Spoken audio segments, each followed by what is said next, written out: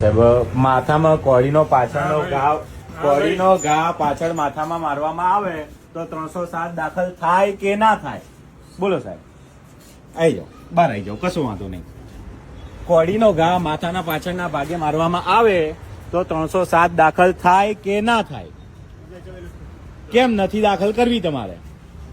હે સાહેબ, કોળીનો ઘા સાહેબ પાછળ માથાના પાછળના ભાગે મારવામાં આવ્યો છે, તેમ છતાં તમારે 307 દાખલ નથી કરવી, તો તમે કેમ આરોપીઓને છાવરી રહ્યા છો? કેમ સાહેબ, કોઈ કેમ વિડીયો બંધ કરવાનું સત્તા છે તમને ના પાડવાની? અરે ક્યાં જેલમાં છે? કઈ જેલમાં છે? કેમ સાહેબ દરવાજો બંધ કરી દીધો?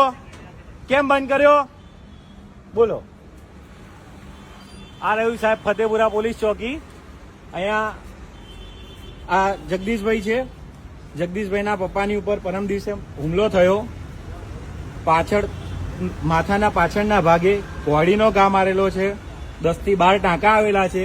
તેમ છતાં જે ચોકી ઇન્ચાર્જ છે એમને 307 દાખલ નથી કરવી. બીએનએસની સેક્શન 109 પ્રમાણે એમને ગુનો દાખલ નથી કરવો અને 118(1) 115(2) એ મુજબનો ગુનો દાખલ કરી દીધેલો છે આ ફતેપુરા પોલીસ ચોકીના ઇન્ચાર્જ સાહેબે. અને આરોપીઓના છાવરી રહ્યા છે અને જવાબ આપવાનું કીધું એટલે બંધ કરી દીધું. દરવાજો બંધ કરીને અંદર જતા રહ્યા. કેમ અંદર જતા રહ્યા?